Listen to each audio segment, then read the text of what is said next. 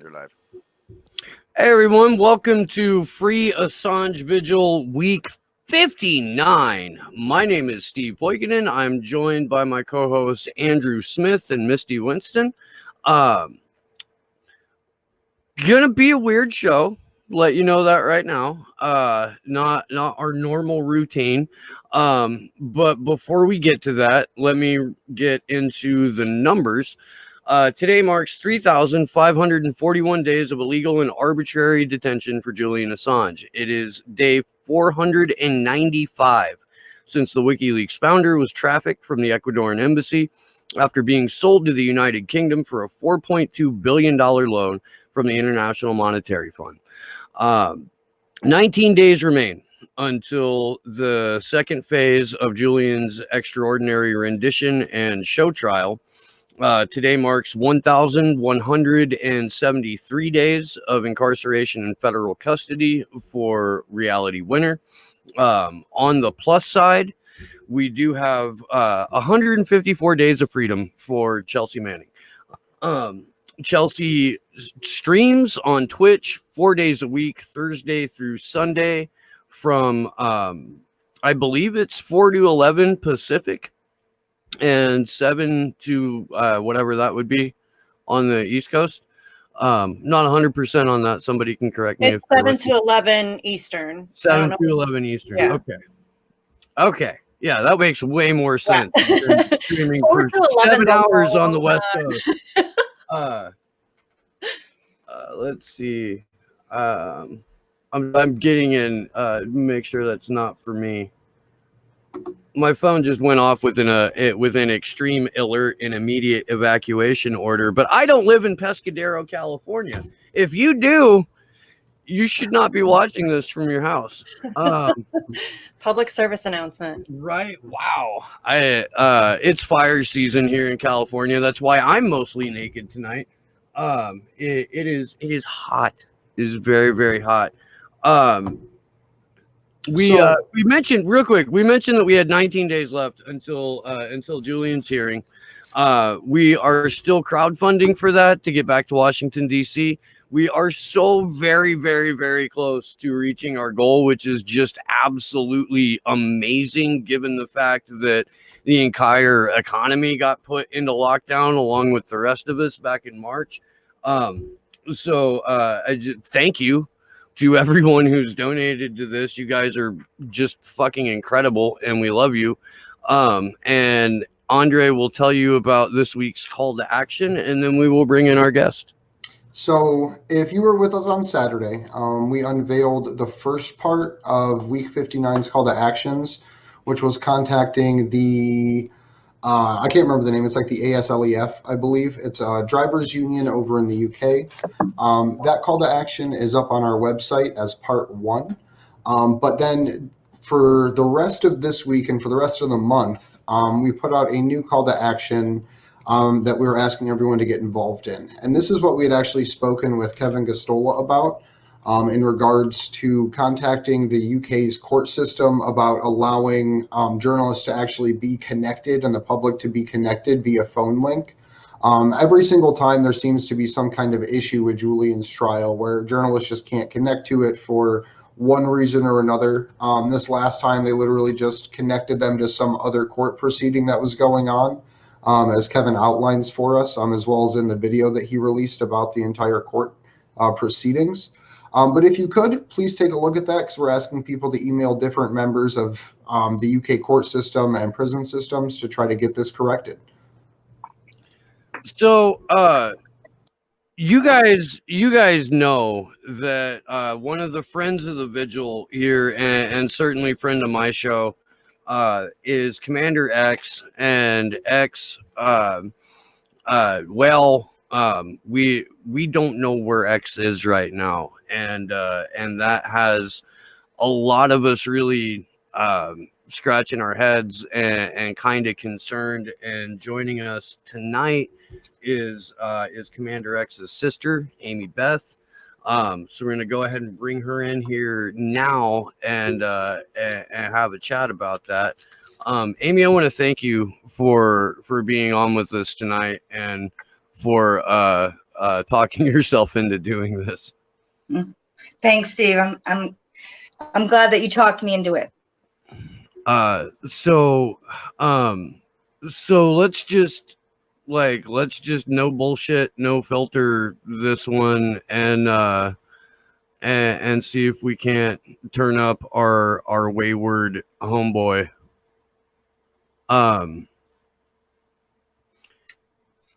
We know that X watches the show. So if X is able to watch the show, then you would be talking to him right now.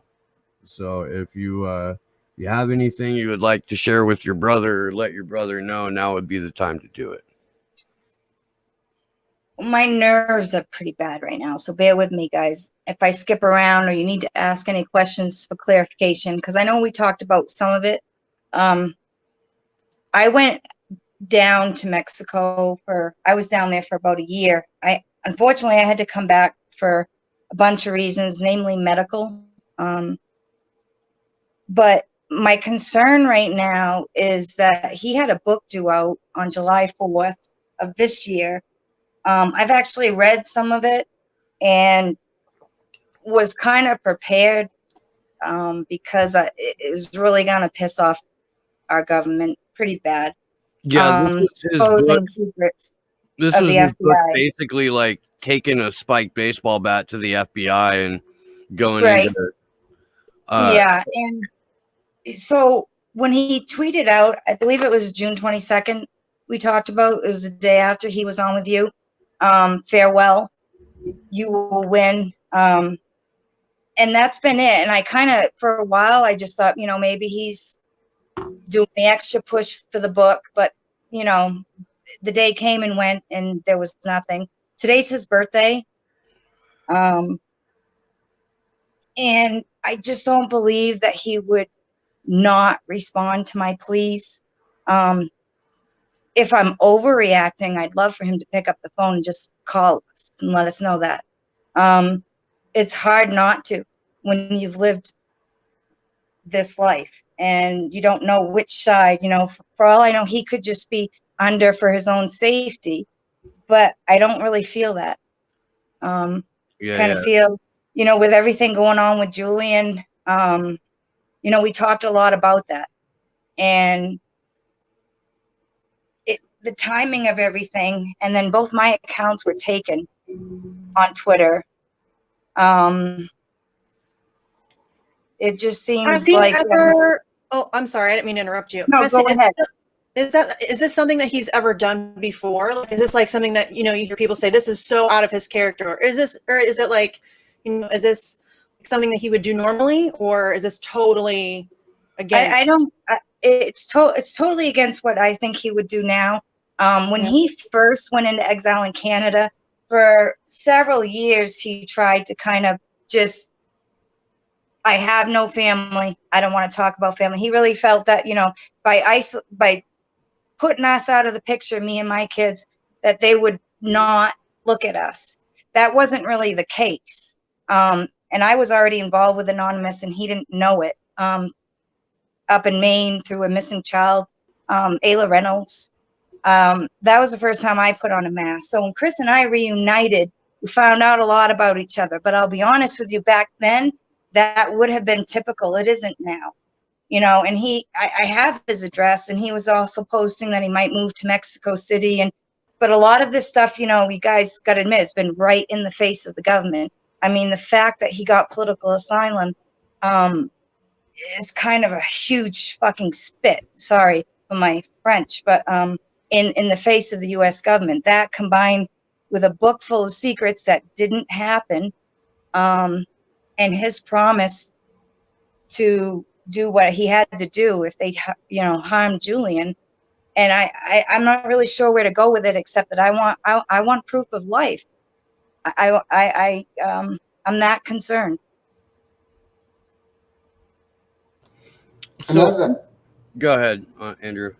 No, go ahead, Steve. I was gonna say I reached out to X's lawyer last night, and I talked to her for a little bit, and she hadn't heard from him at all. She did go ahead and make a handful of phone calls to like the places you would make phone calls to find out if a friend or a loved one was locked up or being held somewhere, and all of those came back with a good, a good answer. But right, Natalia Rivera, Yeah. please, Nat, please go run by the house that X was at for us and let us know if like what the situation is there, because I know Nat watches, and I'll be sending you a message later anyway. But just to get that out of the way, please, Nat, please go check on X.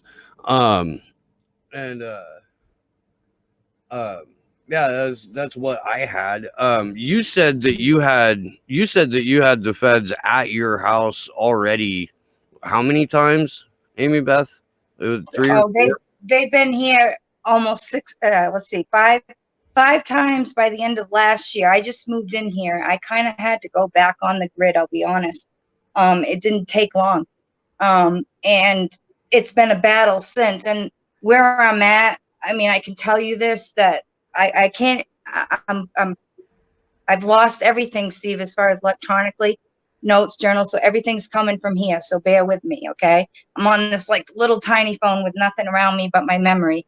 But the last time they came in here and they terrorized me and they terrorized my service dog, who now sees a uniform and just flips the fuck out, holding their guns. I'd had enough. I was about ready to break again. I said, go on Twitter. Y'all know where he is. Go after him, but leave me the fuck alone. Because I have a clean record, and at this point in time, I'm not worried about being betrayed by anybody but my own fucking government. And that was when they came into my house in Maine, with no warrant, and raided me, and I didn't even know where he was at the time. That's reverting back to 2012. And Anonymous was who basically reached through the wires. That's what was the turning point for me, when they said, you're not crazy. You are being harassed. You are being followed. Everything I'm saying to you is being read. And my whole world just went, and this is by association only, which really is difficult to deal with. And it doesn't matter if I go quiet. It doesn't matter what I do. So my only concern tonight is very personal, besides what we're going through with Julian. I want to know that Chris is alive. I want to know what's happening, because they disappear people all the time, guys. And he was sitting on the cusp of a book that stood to shake the world. Secrets that, I don't think they want revealed. And it just didn't happen. The countdown's gone. It just didn't happen. He's just gone. He's just disappeared. No response to anything. Unlike him, I don't like the camera. I don't like to do this. I'm doing this out of almost desperation right now. So when was the last time that anybody for sure saw him? Like, do you know, like when, like the last for sure moment that anybody knew that he was okay? There was a tweet, if it was him, on his account on the 22nd of June. Yeah, he was on Slow News Day the day before. That's the last time we saw him. Yeah, and he hung out a little bit after a while after the show, and we shot the shit. But and that was June. It was June 21st. Legion Coin was supposed to drop that Thursday. The book on the FBI was supposed to drop 2 weeks later on the 4th of July, and today's his birthday. So we're hoping that between the people that we have in Mexico, and just the fact that Amy Beth was brave enough or mad enough or fucking whatever enough to come on and talk about it, that'll light a fire under somebody's ass, and we can figure this out. I think Nat is a good idea. I mean, I know she's been there And Alex just messaged Nat. She said. I meant to do it last night, man, and I'm still kind of heat strokey. I fell out. The interesting thing too, to kind of put a timeline into perspective, June 22nd was the day that Julian's lawyers submitted their evidence for the trial, and that was 2 days before they resubmitted the superseding indictment that came out on the 24th. I don't necessarily think it has any significance like one to the other, but I just think that it's rather, I don't know, coincidental that it was the day that the evidence was submitted that the farewell tweet was sent. yeah, I agree. Well, and again, like we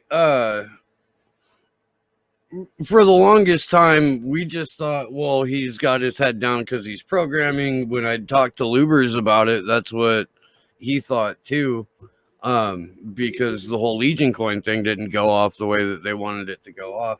But this has gone on for a little bit too long, and it's definitely time to shake a few trees. So that's what we're trying to do here right now. Yeah, I'm looking at the chat, so I'm trying to half keep up, and we're gonna get yelled at for dead air. And I mean, I let's face ain't it. I gonna yell at mean, you you all tonight. know my brother lives on Twitter. I mean, seriously. I mean, he lives it and breathes it. You know, live streams for the you know, when he got the asylum, and as I was the one, you know, I was behind that. I was pushing for that, but it's also a big fuck you. You know what I mean? And that's what kind of worries me a little bit, is not what they should do, but what they're capable of doing. Well, yeah, if they're going to tear your world apart 8 years ago, when they were really like, well, I when they were like as actively after his ass as they'd ever been or will ever be, then yeah, there's I mean, this is the fucking FBI. What they do is ruin people's lives. Like that's Right. their whole gig. That's their whole reason for I being. mean, they're well aware. I mean, you can, like I told you, Steve, you can Google me. They're well aware that I got on a plane and left my entire life and flew to Mexico. I really didn't intend to come back. The circumstances were such that I had to. So, you know, anybody that does that, you have to know or understand that there's a serious reason behind that, you know. I swear to God, they thought he was just going to jump out of the woods in Maine from Canada for years. Like, I mean, that would have been the stupidest thing that could happen, but it didn't matter. They still targeted me. They targeted my son, and, you know, for no other reason than supporting and being related to somebody. And I'm a little worried about this book that he was going to release. I mean, I'm being honest. You know, there's some fear around that for me, because it's going to piss off a lot of people. And just the timing of it is what's concerning me, and more about the book than anything, because you know, he was ready to drop it. Do we know? Does anybody have the book, or is it gone too? No, if you go on his Twitter, somewhere on there, you'll see like the jacket, the design of it, the little excerpt. Yeah, on his website, actually, you can pull it up and see. It's called American Gestapo, The True History and Purpose of the Federal Bureau of Investigations. And I actually wanted to read, because he put out a little press release back on October 8th, 2019. So would you guys mind if I read that, or I shoot it over to Steve to have him read it? Yeah, shoot it over. I just shouted an element to you. It's the pay spin link. Okay. I'm gonna have to pull that up on my desktop. Give me a moment. I'll just put it in the Jitsi chat if you want. Build some dead air. I think Nat's trying to get a hold of you, Steve. She hasn't hit me up on Twitter or Signal yet, so. Okay, so what can we do to like help find X? Like, I mean, I kind of feel a little bit helpless. I don't really know what to do to help. Well, we're kind of doing it now, to be honest with you. You know, if anything, I know he trusts Steve and talks with him. And, you know, just getting the word out. And maybe if we can, you know, if we can touch base with Nat, or she wants to touch base with me, that, you know, figure out a way to get somebody over there. I mean, I don't know what else to do at this point, except get the word out that I'm concerned, you know, very concerned. Happy birthday. And, you know, I'm All right. Well, I'm going to share screen the press release here real quick, and we'll run through that. There it is. All right. So, like Andre said, the title of the book is American Gestapo, The True History and Purpose of the Federal Bureau of Investigation. This was written in October of last year.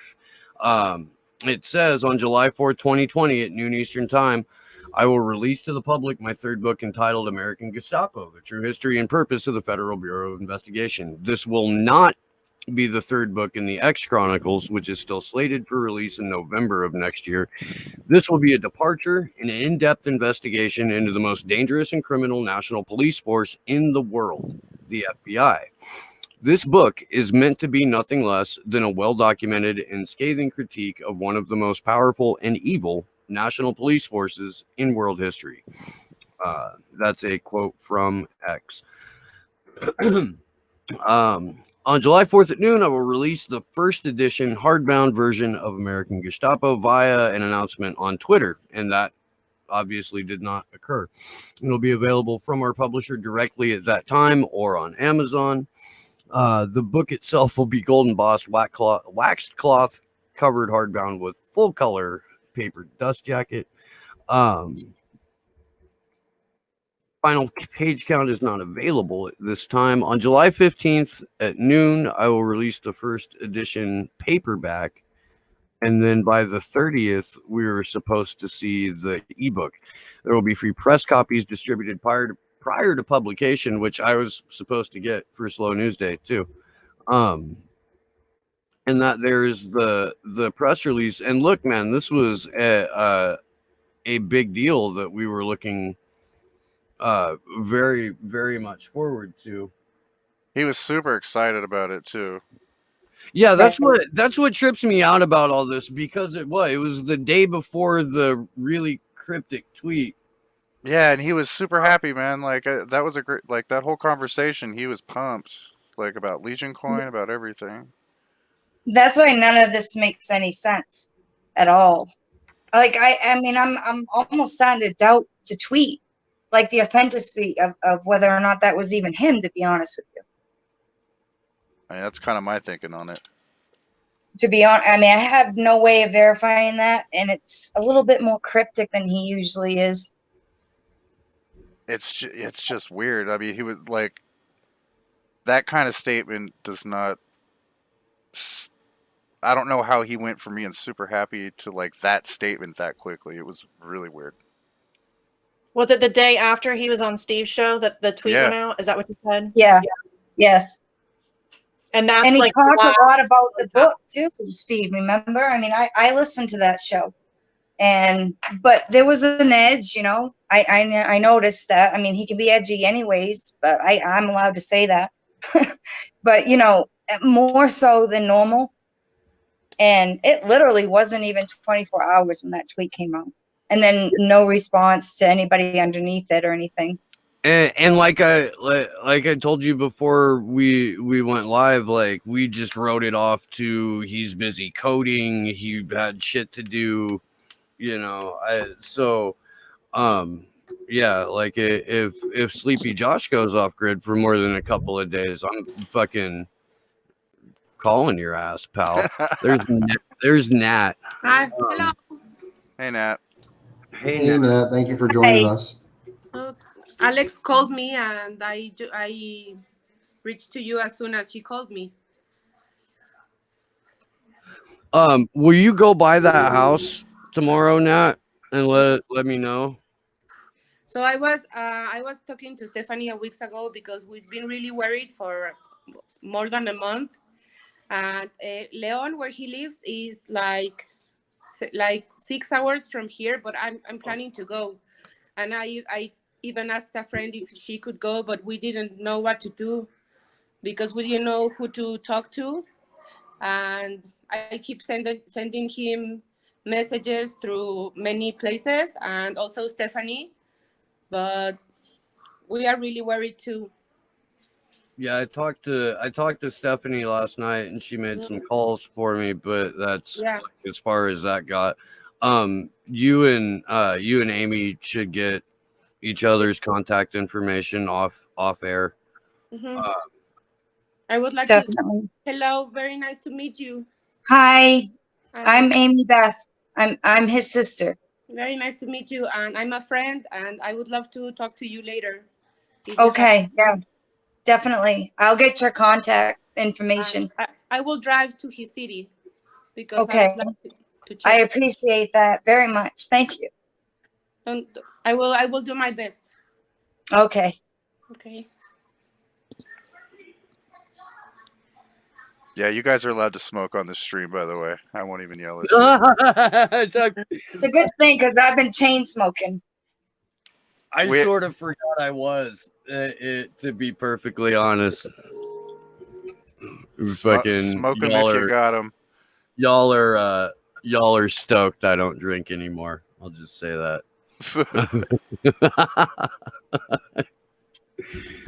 that works Excuse out me just for a minute. in everyone's favor. Whale. Shit. Sorry, I joined late, very late. Can you tell me how these all like went public? In it, because I didn't want to tell anyone.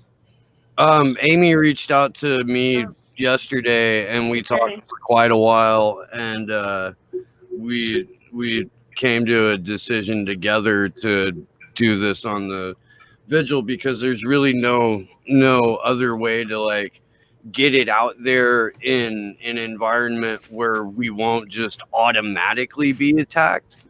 And like my chat is like the coolest fucking chat on the planet, so everybody in there has been um really fucking cool.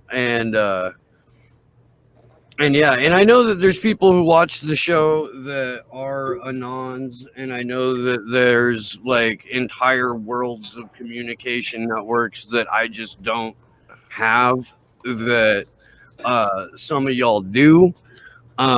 So we're concerned and Well, fucking and the other thing is, Steve, if it's the worst case scenario, they need to understand that I'm aware. Okay, my brother is a 100% missing, and not responding to my pleas, and this he would not do that. He would Yeah, not do that. I don't believe he would do that. I don't believe he would ignore Nat, me, all these people. So if it's a scenario where he's being held against his will, we know. yeah.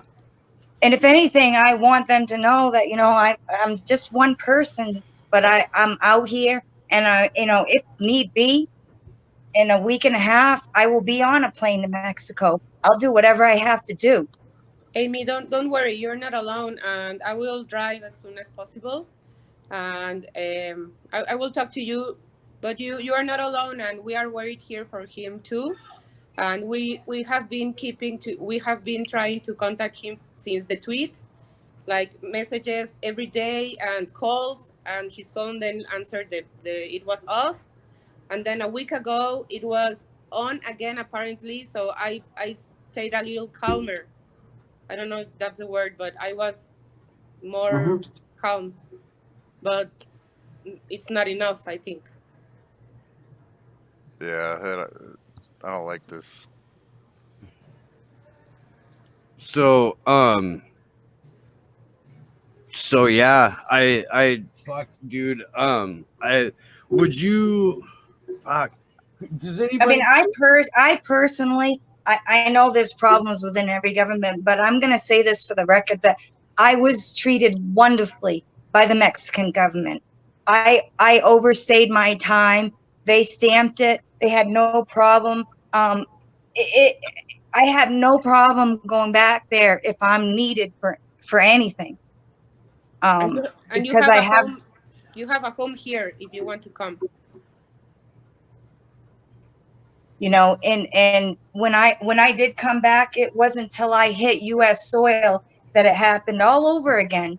You know, just when I came back home, I mean, treating me like a fucking terrorist, ripping my service dog away from me, stripping all her, you know, her vest, everything off it. And it wasn't enough to do it once or twice, you guys, 3 times, to the point where the assistant that was actually helping me was like, you know, what is going on here? And that was just coming back to my own country. And so I have no trouble now, that I have dealt with what I need to medically, taking my paycheck and hitting the road, because I feel like I might be needed. And when I offered help to him, I think it's a pride issue, because he knew what I was going through. He wouldn't accept any money from me. And maybe it's just my time to be strong this time. That It's my fucker, he always time. took my money. I didn't have any problems taking mine. You know, and I know it's been about it's about survival, but this is way different, you guys. You have to admit that anybody that really knows him, this is not the character that I would expect from him at all. You know, and I feel like I kind of overdid it with the time. To be honest with you, I've been wanting to reach out to somebody, and you know, I don't know who to trust. And like by default, I've inherited all his haters. You know, so it is what it is. But Well, I mean this like sincerely. Like you can include us in people who have your back and who aren't gonna give you a ton of shit about this. Like we're here to help, man. I already like I don't know, dude. We don't do any of this for fucking fame or fortune or anything like that. Right. So we're however we can help, let us know. And yeah. I don't want to morbidly depress out everyone in the fucking who's watching either. Like I feel like we should go ahead and do some I of mean, like, well, can we regularly like start scheduled like a GoFundMe or something, so that way if she needs to go to Mexico, we can help fund her, you know, flight and stuff? Is there something we can do to help somehow, some way, other than just, you know, talking about it? Yeah, I'm sure I we mean, could absolutely get that going. and I don't know. I'm think, just thinking like, of ideas. I hate that I can't do anything, and I'm sure people listening, or I mean, all of our viewers love X, so I feel like they're also going to want to do something. well, I definitely appreciate what Nat said too, because to have a safe contact for me on that end is really important. The first 6 months, X and I, we lived together, and because of circumstances I don't want to get into right now, we had to separate. And the last 6 months alone in Mexico was very difficult for a lot of reasons. It's not often safe, you know, and knowing somebody who's safe on that end helps me tremendously to be able to look at this differently, you know, and to take whatever I'm making and work towards that too. I don't think me flying down to where he's at is a really safe bet for me without knowing he's actually there, because I could be coming into a huge trap. And, you know, I can't do any help if you know, I'm sure, like you guys know this, that we got both ends listening here anyways, but there is nothing stopping me legally as a U.S. citizen from flying to Mexico. You know, yeah, what I'm going to this go through on the way out is hell, but I've done it a few times now, so I'm kind of used to it. like this video call is actually encrypted, but we're fucking live on 3 different media Right. platforms right now. Right. So yeah, I mean, like, I don't want anyone to like share where they're at. I don't want Nat to say like I'm going to drive there tomorrow. Like, I'm glad you didn't say that. You know, I feel like there should be, you know, whatever caution that we can exercise, we should. And when you guys communicate, you should, by God, do it through encrypted platforms. But this is why we fucking need encryption, because we have a fucking tyrannical fucking one track minded fucking over the top national police force Right. whose job it is to punish people who want to get the truth out. Like, how fucked Well, up I is don't think that? it's any secret that according to the US government, my brother is not only a fugitive, he's a terrorist. But he's also Okay. a And full that makes me Mexican the citizen. sister of a terrorist. And because they haven't quite broken me yet, they really don't know what to do. You know, and Well, your family just got a whole fucking lot bigger, Amy Beth. So well, I appreciate that a lot, really. It helps me because, you know, the other thing I need is, to be honest with you, the way it was done the first time was really the proper way. I want everybody to know when I'm in that air and when I'm landing, because if I don't land, I expect somebody out there to be saying, hey, wait a minute. And you know, without giving names, we had a team of people doing that the first time. And to be honest with you, that's exactly what I want, you know, because if you guys don't know and nobody knows where I'm at, then I don't know what I'm walking into. yeah, and that's some real shit right there. Right. You know, I know this is off topic, but another person that I am very close to is Leanne DeHart, you know, and the first time I remember reading Matt's case and him describing, you know, that barren place, you know, you talk about PTSD, you know, for 72 hours, they held me, you know, for no other reason because they can. I pissed in a hole in front of people in suits, you know, but at that point in time, when they hooked me up and they drugged me, they didn't get anything from me because I didn't know anything. This is not the case anymore, guys. I'm being 100% honest with you. Okay, I've looked over his shoulder while he's writing exactly what we're talking about. The one thing that they don't want released, this book. I have information that I don't want to talk about. You know what I mean? It's different now. I can't go back to 2012 when I didn't know anything. I was basically searching for him myself. And I didn't know anything about encryption. I still think it's wild that like you wound up not because of your brother, but because of a missing girl getting involved with Anonymous. Yep. That's the very first time I put on a mask and I realized how hated we were by the system. That's still an unsolved case, you know, that I'm still pretty heavily involved in. But my first real introduction to Anonymous was through that case. And I'll tell you, just putting a mask on in a little town in Maine, and then 11 days later, he went into exile. But again, I was enmeshed in something else. I had no idea when they showed up at my doorstep. I really honestly thought it had to do with Layla, this missing child, because I knew her mother. And when they started searching my house and throwing things around and it finally dawned on me when I heard his name, you're looking for my brother. Well, so am I, you know, and it doesn't stop them. It doesn't stop them from doing whatever they want to do. But I need them to know that they tried and I'm still here. You know, I mean, I might have had all my accounts taken from me, but I'm still here. I still exist and I'm going to fight this till the end. I want to know that my brother's alive, you know, or I'm going to take action and do what I have to do. Keep us in the loop on that, because look,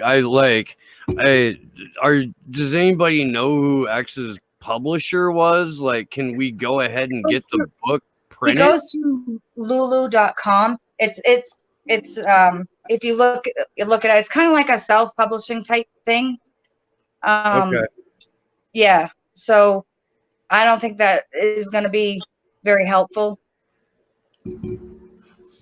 I guess my question there was like, is there a final draft of that book that we can get released without X having to stick his neck out or be involved in it? Yeah, I'm not sure if it does, if it exists. He's holding it. Fucking wild, man.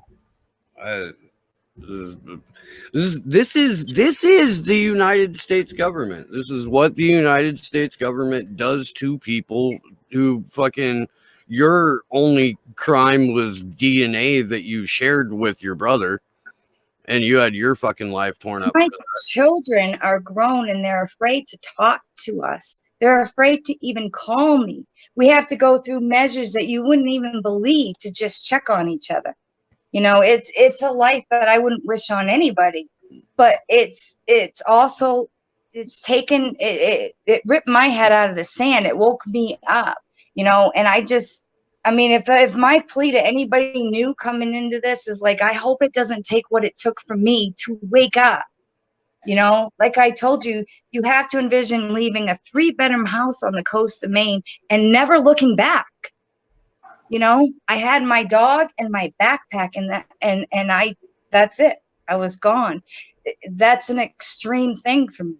You know, that's not something you would do lightly and with no provocation. I had nothing left here in this country, and I'm getting to that point again. You know, in the meantime, though, you know, I don't have a whole lot of money. I have what I have, but I do have income. And down in Mexico, my income can go a lot further, you know, and having that on that end to help me, you know, so that I have a safe place and then be able to hook up with him. I mean, I know where he was at last time. I have his address and his phone number, but his phone is intermittently going off and on. I don't know if that's a good thing or bad thing because we don't know who's checking that. That's all I'm saying. So I would be very careful about any communication to him right now. Because if it's a bad situation where he's in the wrong hands, then everything we're doing and saying is going to be, you know, out there. Yes, but he's my friend, and I will do everything I can to locate Thank him. you.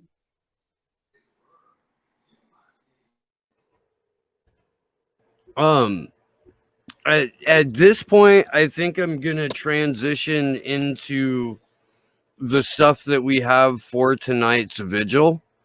And you guys can hang out. You guys can be here. Like, if you need like a decompression period, like, we're going to continue to talk shit on the people that are persecuting both your brother and Julian Assange and all of us.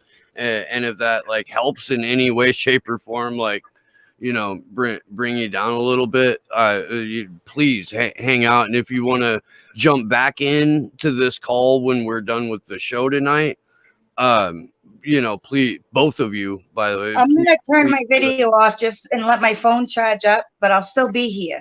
Okay. I'm going Alrighty. to leave, but I'll try to contact you. Thank you, Nat. And I'll get your contact information. Yeah. Bye-bye. I'll make sure you get that, Amy Beth. Bye. It was nice seeing you again, Nat. Thanks, Thank Nat. you. Thanks, You Nat. I'll be too. Take talking care, to you. Nat. I'll be talking to you later tonight too. Bye. Bye-bye. If anyone, if anyone has any means of getting messages out through the networks that X was a part of, like, we can officially declare this a call for help. You know, it's not a non-down situation yet because we don't know, which is even a little bit more fucked up. So for the people who are part of that collective, your brother needs you. Step up. Do that now. And you can reach out to us too, and we'll help facilitate however we can. having said that, some wild ass shit has gone down the last few days. In terms of Julian's case and in terms of what is building to be this, maybe the hearing will happen, maybe it won't, and we need to discuss that. And there's another Russiagate style web of shit that needs to be untangled, because the whole fucking internet is going crazy, because 4 years later they think they finally got the thing that's going to nail Donnie Johns to the wall. It's the beginning of the end. Bombshell. The walls are closing in. The gun, it's a smoking. It's so smoking right now. There's actually like 4 wildfires right around me, and there's literal fucking wildfire smoke kind of filtering into the studio here right now. And even that isn't smoking as much as the gun that they have as Russiagate stamped along the side of it. It's never gonna end. It's never gonna end, you guys. It's never gonna end. I guess I picked a good name for Twitter though, because I mean, it's like evergreen, man. That'll be solid forever. You know, Agreed. You're gonna be like I'm feeling very Grandma prescient Misty. right now. You know, Grandma I'll be Misty Grandma is- Misty yeah. is Putin's buddy. Yeah. Jesus Christ, dude. Do you wanna? Can you pull up those screenshots, Josh, of the documents that were actually released from the through the New York Times on this? We've got Just the so we documents. can. We have the documents. I'm going to put the link to the New York Times article in the chat for everybody. New York Times sucks. About a quarter of the way down in there, they actually have a link to the full PDF.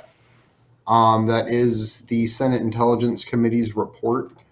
So I don't recommend reading the New York Times. You can if you want to. They're garbage. But the actual document in and of itself references WikiLeaks a whole lot. And look, while we're going through these, I'm gonna pull up Stefania Maruzzi's thread about this, because she laid down a hell of a smack on everyone involved in this gigantic festering shit show. There we go. Let's see that. And maybe I'll put it up on the share screen. Scroll down through those docs a little bit, Josh, because I would love for the audience to see the one page that's like entirely redacted. There you go. That's just fucking hilarious, dude. And this is about the guy Klimnik, who they're saying was a conduit with the GRU, but according to Aaron Mate, this guy is a State Department informant. And I like, one thing that I know for sure about Aaron Mate is that he's not going to make a statement like that without a multiple number of ways to back up that claim. Like, Aaron Mate is not just, he loves his job, is never going to do anything to fuck up that gig. Like, that's what he's home, you know, like he's not going to fuck that up over a one-off mention in some Russiagate bullshit. But Stefania, I'll just put it up on the share screen and we can go through it together. So yeah, just finished reading the chapter on WikiLeaks, 59 pages contained in the Senate Intelligence Committee's report on Russian active measures, campaigns, and interference in the 2016 election. She does have a link to the full report if you guys want to go and see it for yourselves. S. Maruzzi on Twitter. If you're not following Stefania Maruzzi, really, what the fuck are you doing with your life, yo? The description of WikiLeaks publishing activities by the Senate Intelligence Committee's report appears a true Edgar Hoover disinformation campaign to make a legitimate media organization completely radioactive. Clearly, to describe WikiLeaks and its publishing activities, the Senate Intelligence Committee's report completely rely on U.S. intelligence community and Mike Pompeo's characterization of WikiLeaks. There is not even a pretense of an independent approach. There are also unsubstantiated claims like WikiLeaks disclosures have jeopardized the safety of individual Americans and foreign allies. We know for a fact this is false, baseless, made the fuck up. And also WikiLeaks passed information to U.S. adversaries. It is completely false that WikiLeaks doesn't, quote, does not seem to weigh whether its disclosures add any public interest value. And any longtime media partner like Stefania can provide dozens of examples on how wrong this characterization is. It's misleading to rely on judgments by James Ball, who has spent the last decade crushing Julian Assange, getting things so wrong that he argued that the only barrier to Julian Assange leaving Ecuador's embassy is pride. Like, I'm in the mood to shake a motherfucker anyway, but like, it would be hard pressed for me to keep my hands off of that Guardian reporter. I am a man of peace, so I'm not going to do that, and nor am I going to fly to London just so I can shake a motherfucker. But you get my point. It is false to depict Julian Assange's show, The World Tomorrow, broadcasted by RT, as evidence of, quote, alignment between WikiLeaks and the Russian government. This one, and let's talk about this. I'm going to pull it away from the share screen here because we're only about halfway through this thread that you guys should all go and read on your own anyway. But let's talk about that for a second, because this is the Senate Intelligence Committee's report, and they're using as evidence the fact that the RT network picked up a show and put it on their station. It's very reminiscent of when they tried to blame Abby Martin's show, Breaking the Set, which hadn't been on for like 2 years, but it was still listed in their report that it was some evidence or some, piece of how Russia was interfering in our political, whatever. And it really reeks of that. It reeks of this like desperate attempt to, make any kind of loose association to Russia so that they can use that as a smear. And I mean, the more that they say it, the more true it becomes, and people hear it over and over. And it's the same thing. I'm so tired of Russia, y'all. I really am. And it's never going to go away. Well, Lee Camp turns it actually into the targeting of RT and its journalists and its affiliates into a joke in the opening of his show, where he says, I'm an American in America covering American news, but I'm a foreign agent, or some shit like that. And like, it's to the point that it's literally comical. Like, RT is no different than watching the BBC. If anything, there is far, far more creative freedom for the people that are on RT, because they're not getting approached saying, no, you can't run this, you can't run that.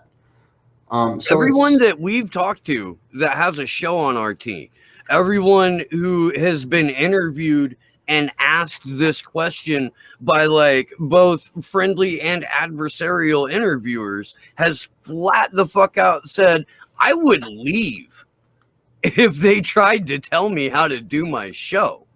The reason that I stay is because they don't.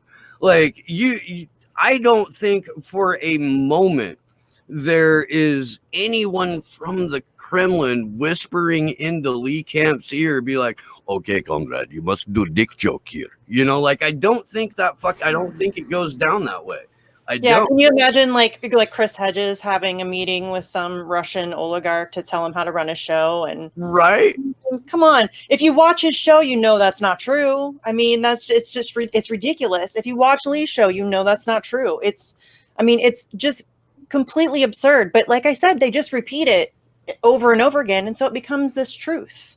And it doesn't matter if it's actually true. It's just that they've said it enough that it's made it true. And who are they whose theory are they basing that off of? If you repeat the lie often enough, it becomes the truth. Who said that, Misty? Do you know? Do you know? You know who originated the quote that our entire fucking government is now basing a 4-year-long conspiracy theory off of? Could you share, please? Who was that? Anybody know the answer? It was Joseph Goebbels. It was the Nazi minister of propaganda, Joseph fucking Goebbels. He told you that make the lie, make it big, and repeat it often enough, and people will believe it. Coronavirus. All kinds of shit that are coalescing right now. So I actually, speaking of a bunch of shit, I do want to actually read through some of the indictment, because the first slide is the first one in there actually that mentions WikiLeaks. It's the first time they're brought up. Yeah. So can you pull that first image up, Josh? Yeah, and this I wanted us to have this conversation beforehand, and I wanted to kind of touch on Stefania's thread before we got into the document, just so it could be properly set and in the right kind of context. Because if you read the document, it is like an absolute fucking fantasy. And we can go through it right now. We'll give a hat tip to Jason Burmis, who's tipping his hat to Bill O'Reilly, and we'll do it live. The committee that found the committee found that Russian President Vladimir Putin ordered the Russian effort to hack computer networks and accounts affiliated with the Democratic Party and leak information damaging to Hillary Clinton and her campaign for president. That's what the committee found. Now, Robert Mueller didn't find that. Robert Mueller had, $40-some million in several years and access to more documentation and more witnesses than the Senate Intelligence Committee. But the Senate Intelligence Committee found this. They found that Vladimir Putin himself got down off of his literal high horse and bare-chestedly walked into a room in the GRU and said, "You must hack. You must do this, and you must damage Hillary Clinton." Even though, according to Clinton's own internal campaign staff emails, it was her relationship with Russia that was most damaging to her presidential run. Moscow's intent was to harm the Clinton campaign, tarnish an expected Clinton presidential administration, help the Trump campaign after Trump became the presumptive Republican nominee, and to undermine the U.S. democratic process. That's how this shit starts. WikiLeaks actively sought and played a key role in the Russian influence. I'm not gonna be able to get through this straight face, y'all. So I apologize right now. I'm pretty sure that first that little black box, that redacted section, says we kind of sort of think that. Though there is no evidence to support this. Correct. Because that's what the Roger Stone court case showed us, is that there was literally no evidence whatsoever to try to connect Guccifer 2 and WikiLeaks. Yeah, the committee found significant indications that at the time of the first WikiLeaks releases, the U.S. government had not yet declared WikiLeaks a hostile organization, and many treated it as a journalistic entity. Now, here's some wonderful bit of disingenuousness, because at this point, 2016, we are over halfway through the existence of the lifespan of the WikiLeaks secret grand jury. We are already past the point where the Obama administration had come to the conclusion that they called the New York Times problem, and that they were not going to go after Julian Assange because of the exact precedent that this will set, which is, somebody help me out here, What's the precedent? No You can one? target targets and journalists anywhere in the world for any Anywhere in the reason fucking world, no matter what government you are. if it harms your national interest. Yeah. Yeah. Um, while the GRU and WikiLeaks were releasing hacked documents, oh, my computer just jumped. God damn it. There we go. The Trump campaign sought to maximize the impact of those leaks to aid Trump's electoral prospects. Staff on the Trump campaign sought advance notice about WikiLeaks releases, created messaging strategies to promote and share the materials in anticipation of following their release, and encouraged further leaks. The Trump campaign publicly undermined the attribution of the hack and leak campaign to Russia and was indifferent to whether it and WikiLeaks were furthering a Russian election interference effort. The committee found no evidence that the campaign officials received an authoritative government notification that the hack was perpetrated by the Russian government before October 7, 2016, when the ODNI and DHS issued a joint statement to that effect. Now, that day, October 7, 2016, where the Office of the Director of National Intelligence and the Department of Homeland Security, that is where the mythology that 17 U.S. intelligence agencies all say XYZ. And it was, in fact, not. It was James Clapper and I can't remember who was at DHS. Like 3 handpicked dudes. Well, yeah, it was Clapper, Comey, and Brennan. That's who it was. Clapper, Comey, and Brennan are now 17 U.S. intelligence agencies who are all in lockstep agreement. No, that's bullshit. It was 3 people who were actively trying to 100% ruin WikiLeaks and Julian Assange.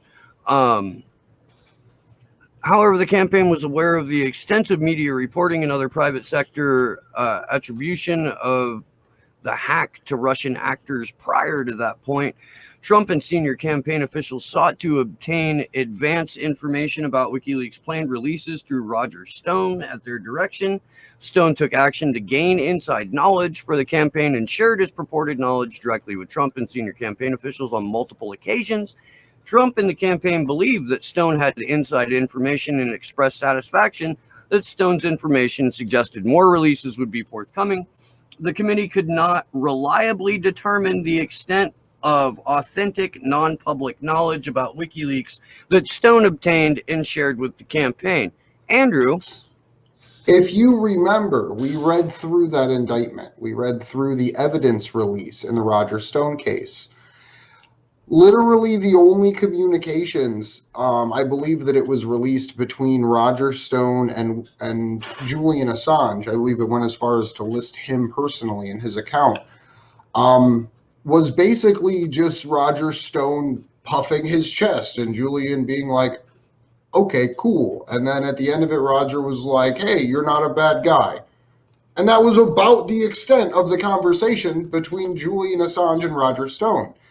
And to the same point, that's less of a conversation than Julian Assange and WikiLeaks had with Guccifer 2. Because as that same evidence release shows, literally all that WikiLeaks and Julian did in relation to Guccifer 2 was troll them.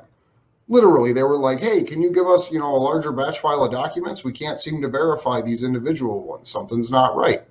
And then they sent more, and they were like, hey, well, this kind of seems illegitimate. We're going to need something else from you. And then they send a little bit, and then it seems like WikiLeaks literally was like, hey, this might be a government op. Like, talk to you later, fellas.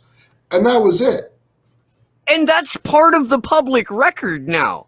Right. And this entire Senate intelligence fucking report spits in the face of the goddamn FBI report about what the fuck Roger Stone said. Which both of them contradict the Mueller report that also came to the same conclusions that no, it didn't happen the way that we said it happened. And in fact, we're all a bunch of fucking Dude, they're blind, just pathetic. making shit up. They just make shit up. There's no. It's kind of amazing, actually, if you think about it. Like they don't. There's no. Uh, they just. There's no shame. They just make up the craziest things, and everybody just goes along with it. And you know, and it's like they slow roll it because then it's easier for people to digest. And so it's like they throw out a little tidbit of crazy, and then, you know, that kind of gets walked back, or, you know, mutates or whatever. And it's just this crazy propaganda machine, and it has been so incredibly effective. And it's bizarre to me because it's so obvious. The craziest part is the fact that this article, right, came out a day after the whole pardon thing, right? So Trump does the bullshit Sunday night or Monday night, whatever day, and it's like, I'm going to pardon someone that's not Manafort or Edward Snowden.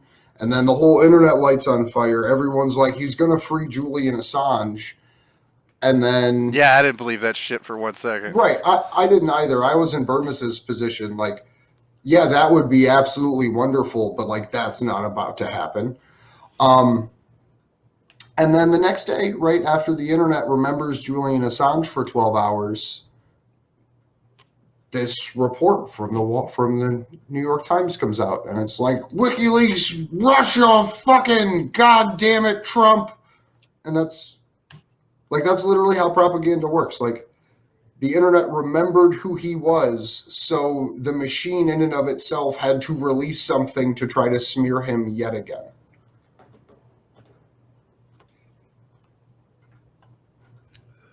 Oh, that's dead air. I'm sorry. I'm trying to do too many things at once right here.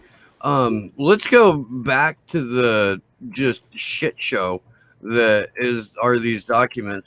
The next one that we have for you, again, is the one that we showed you, that is just a wall of redacted text.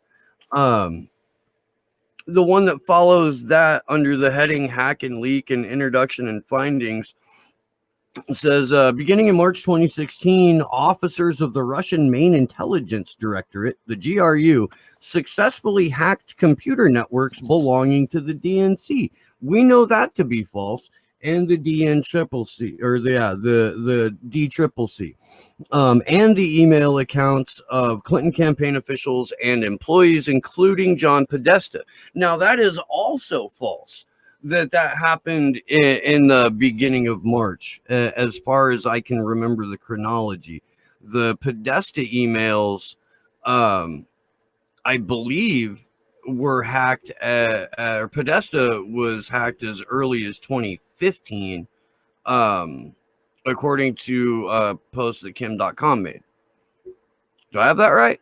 I think I have that right. I try to get this shit right. I'm not positive, so I'm not going to say yes or no, but I know that there was an earlier notification than that about it. Over the following months, these hackers carefully established persistent access in confidential areas of the victims' systems and stole massive amounts of politically sensitive data and personal communication. The data was subsequently leaked by GRU personas and WikiLeaks at strategic moments during the 2016 election as part of a coordinated hack and leak operation intended to damage the Clinton campaign, help the Trump campaign, and undermine the U.S. democratic process. Does everyone forget that Bernie Sanders existed in 2016?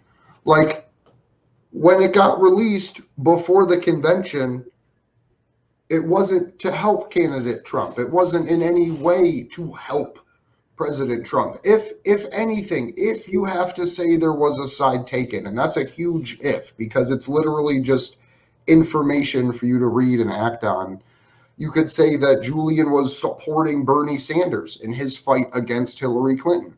Why is that not the thing that is recognized and the angle that is taken and the rebuttal that is given to he helped Trump win? Well, and so here's the thing. I don't even care. Like, let's just say, there's no evidence that WikiLeaks was trying to help anybody, but let's just say for a minute that they were trying to help somebody. Cool. Now let's have another organization trying to help the other guy and trying to bring up, all the other. Let's have lots of WikiLeaks digging into what the people in power are doing, and and telling us the truth and just presenting us with information. It's not like WikiLeaks. It's not conjecture. It's not some talking head's opinion.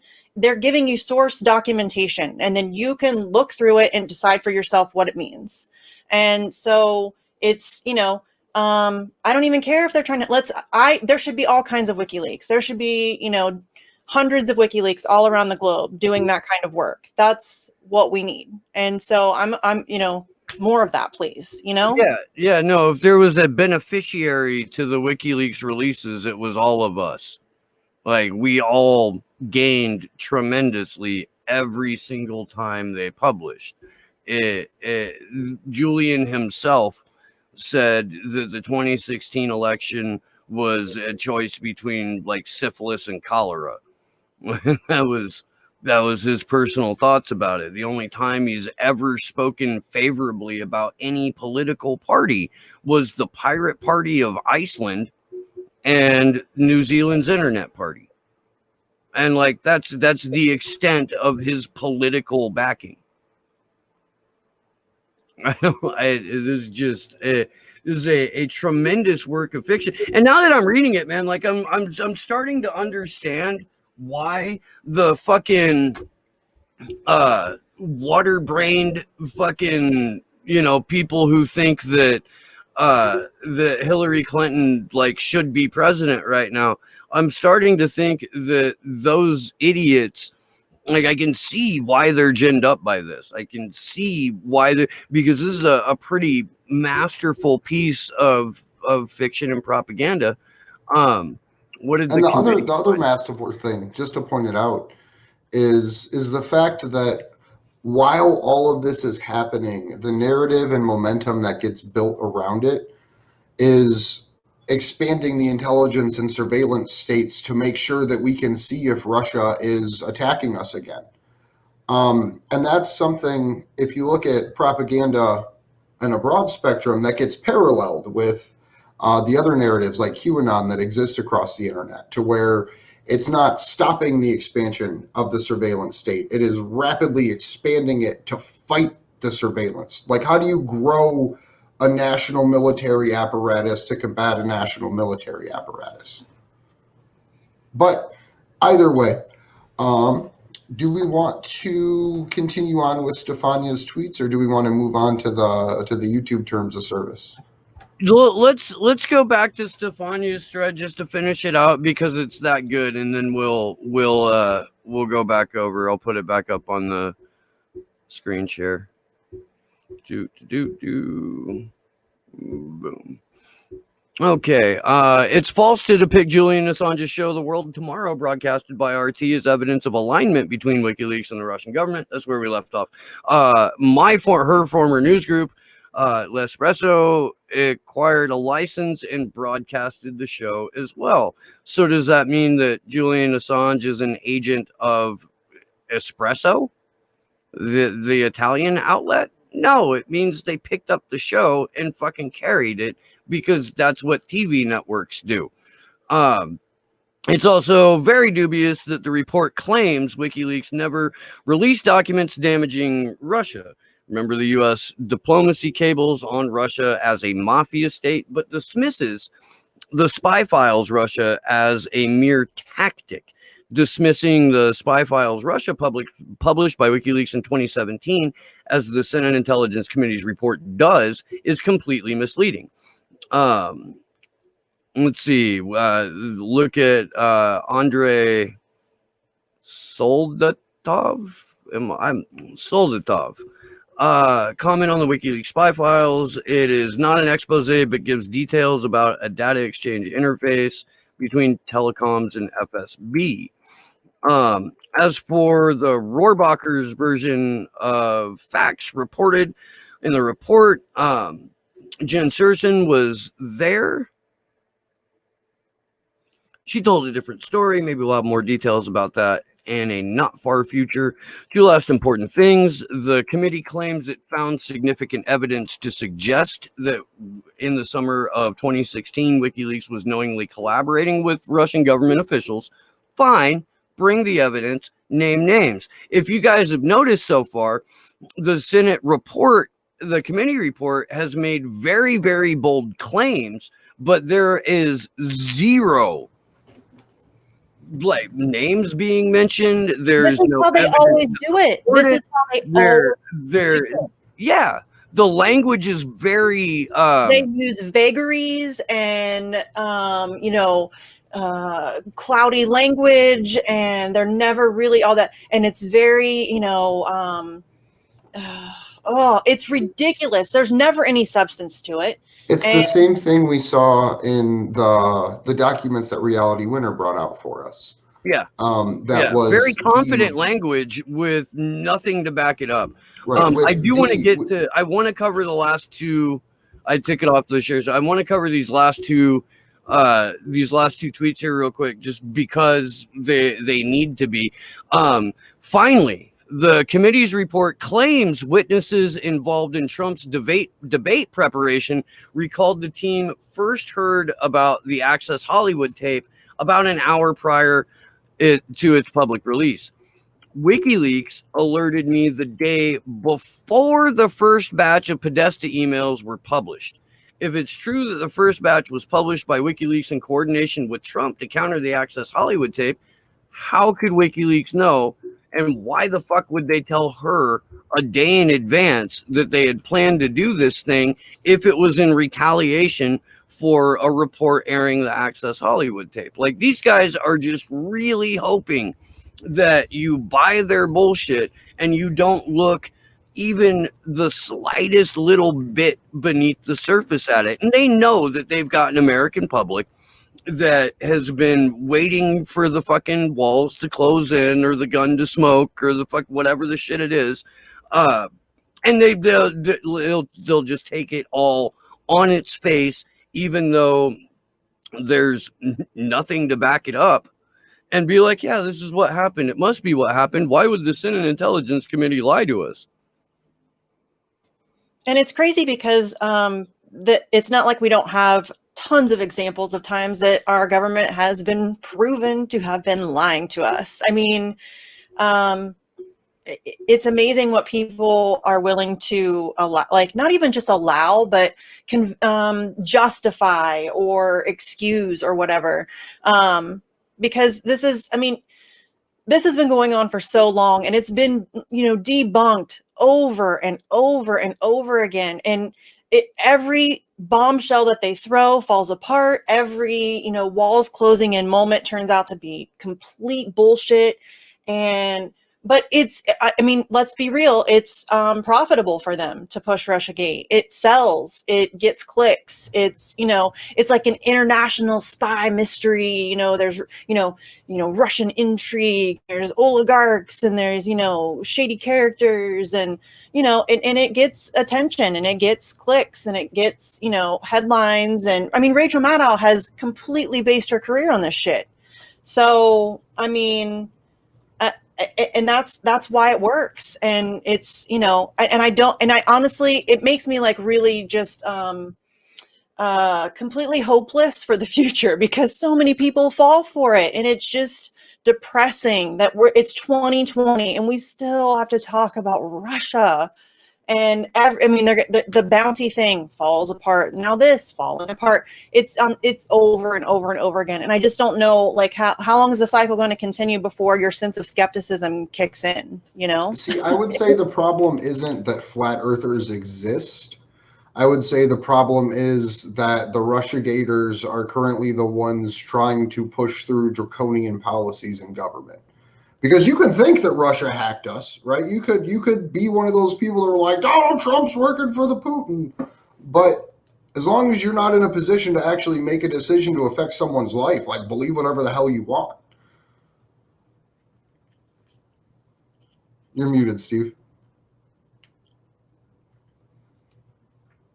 That's fair. That's a fair position to take on that. But the more dangerous thing isn't the people who believe it, right? It's the people who know that it's false and just go along with it anyways and don't find a way in their life to push back against it and don't feel some sense of obligation about making sure that the truth gets told. That's Despite honestly being the bigger called out, problem. they're called out regularly. I mean, let's TYT. They're called out regularly for pushing this shit, and then they do like the semi walk back where they're like, "Yeah, I don't really believe in that again," or "I don't really believe in that anymore." But But they'll now, only say that on somebody else's show. They'll yes, never say it on their own show. they never do. Like, come on, if you put out some bullshit story like some of the shit Cenk Uygur put out on TYT on Russia, you should be forced to come back the next day and be like, I'm a fucking useless propagandist piece of shit, and here's my apology and my retraction of the garbage sandwich I sold you yesterday or a month ago, or however long it takes you to come to terms with the fact that you're lying to your audience. Well, the Shadowgate documentary that Millie put out actually has a really good section in it where they talk about how they use the independent media and YouTube media specifically to run intelligence operations against the American people. And Russiagate is one of those intelligence operations. And any person that you watched or have seen throughout the YouTube spheres or independent media that filtered that into your brain hole without being critical and judging the fact that there was no evidence should be someone that you look to skeptically. Because they may not have been directly paid by these people to say these things to you, but at some point along the line, they realized I'm going to lie to myself to continue to get views on my YouTube show. And that's really what it is. And I've talked about this with a lot of people. And this is really the issue with independent media, because yes, they're free from corporate money and sponsors and all of that stuff, but they are dependent on attracting the widest base of people, that the broadest audience that they can, which means that issues that are a little hot button or a little kind of awkward to navigate or whatever, they're not going to touch those issues. It's why they don't cover Assange. It's why they still cover horse race bullshit, even though they know it's bullshit. Like, it's a problem. And I get it. Like, we've talked about it. It's a hustle. But I just think that, it's really unfortunate that these are like independent media, and, they're still dependent on their audience. And so it's like they self, I don't think it's a conscious thing, but they self-censor, just trying to attract the broadest. I totally think that that's a conscious thing, because you know what you can safely say on YouTube without getting demonetized or without having to run afoul of the censorship algorithm. So when you make a determination on what you're going to cover that day, that self-censorship plays heavily into it. It's looking like I may have to evacuate. Just got a text message from somebody who works with Cal Fire who said you might want to fucking get out. So I'm probably gonna cut my time on the vigil a little bit short. Yeah. We've had a number of wildfires like way too fucking close. We always have our bug out bags packed and ready. Like, all I have to do is close a laptop and throw some electronic equipment into a fucking bag and I'm good. But I should probably go ahead and do that. So I love you guys. I will let you know whether or not my house is on fire as soon as I know. But it looks like we're bailing for a little bit. So I'm okay. Well, I hope everything is okay. Space weapons are a son of a bitch. Stay safe, man. Yep. I'll talk to you guys soon. So we really only, I think, have one piece left to get into, and this is just a little update from YouTube. It's a blog.youtube article. And for those people who don't know, YouTube is absolutely terrible. We do stream on Rockfin. We try to get the video up every single time. If and when we do get removed, please look for us there. We will still be streaming to DLive and other such channels. But just to dig into this, let me get it pulled back up because I closed it by accident. As election day approaches, you're turning to YouTube to get the latest election news, learn more information about candidates, and freshen up your knowledge on the democratic process. Back in February, we provided an overview of how, over the last few years, we've worked to make YouTube a more reliable source for authoritative information. We are continuing to build on those priorities. Here's an update on the work we're doing behind the scenes. Remove election-related content that violates our policies. Our community guidelines set rules on the road, set the rules of the road, and often reviewing and updating them to make sure that they continue to provide the appropriate protections for the YouTube community. These policies prohibit hate speech, harassment, and deceptive practices, including content that aims to mislead people about voting or videos that are technically manipulated or doctored in a way that mislead users beyond clips taken out of context. And many pose serious risks to erroneous harm. We always enforce our policies. Egregious. Egregious. We always enforce our policies consistently without regard for political point of views and don't allow exceptions for content and do allow exceptions for content with sufficient educational, documentary, scientific, or artistic value. I'm going to scroll down a little bit because this kind of just keeps going here. Well, there's actually the part right here is what we really want to talk about, isn't it? Removing content that contains. I thought that was the next section. I'm sorry. Oh, no, that's okay. That's the meat of it right there. Yeah. Okay. So yeah, I apologize. I read too slow. Other timely examples include removing content that contains hacked information, the disclosure of which may interfere with the democratic process, such as elections and censuses. For examples, videos that contain hacked information about political candidates shared with the intent to interfere with an election. Removing content encouraging others to interfere with democratic processes, such as obstructing or interrupting voting procedures. For example, telling viewers to create long voting lines for the purposes of making it harder for others to vote. We continue to stay vigilant and coordinate closely with Google's threat analysis group to identify and remove channels and accounts of bad actors engaged in foreign and domestic coordinating influence operations. TAG provides regular updates and actions taken against these operations in its quarterly bulletin. We live in a cartoon. So y'all, these motherfuckers are going to. So we're not going to be able to share anything from WikiLeaks because they're going to classify that as hacked.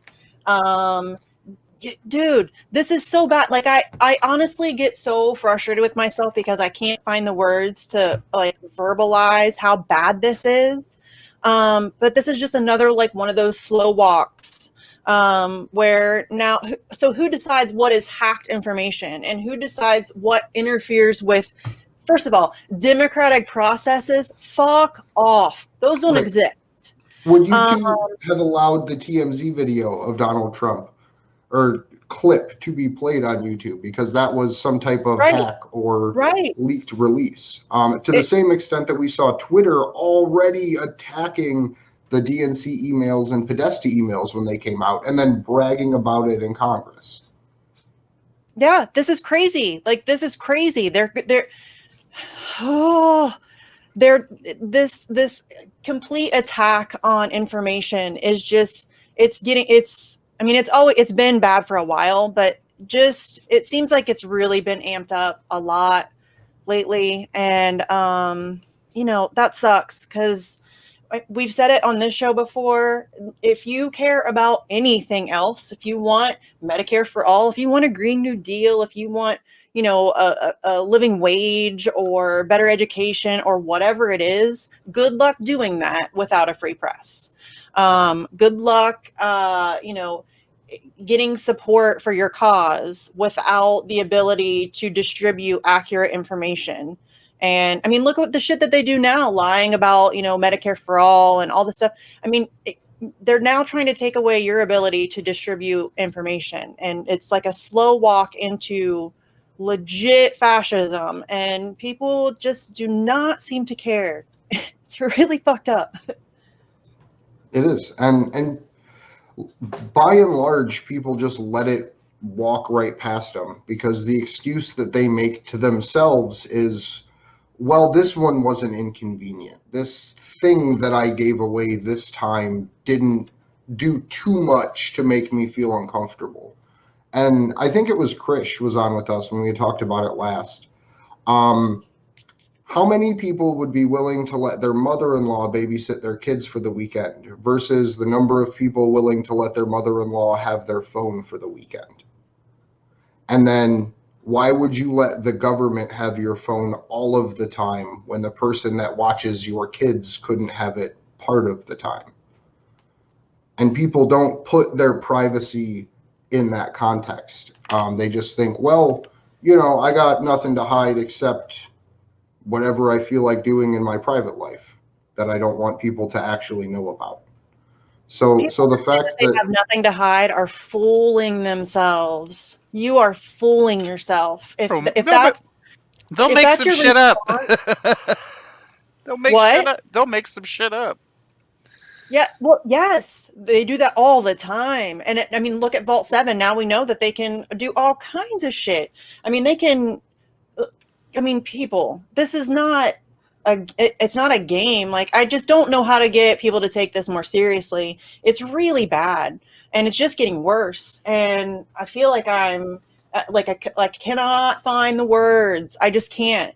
I talk to people and I try, but Jesus, it's so ridiculous. This seems like such a no-brainer issue, you know? so there may come a time where you can't find the Free Assange Vigil on YouTube. We are on other platforms. Please follow us on Rockfin. Josh is doing an amazing job getting our site up and running. We will be putting our live stream on there as soon as possible as well. But just be prepared for a time when you see action for Assange potentially get removed by these people, because we've had issues even just maintaining our Twitter account in the past because of multiple verification steps where they just say, well, you're flagged now. So yeah, I think that's pretty much everything we had to go through. Is there anything you want to talk about or final thoughts that you have, Misty? Did we do the letter from the lawyers? I mean, we could save that, but that was pretty cool that came out recently. I think we touched on it in the beginning, Yeah. but I don't think we went through the full We didn't article. really go through it. It's just kind of cool that happened.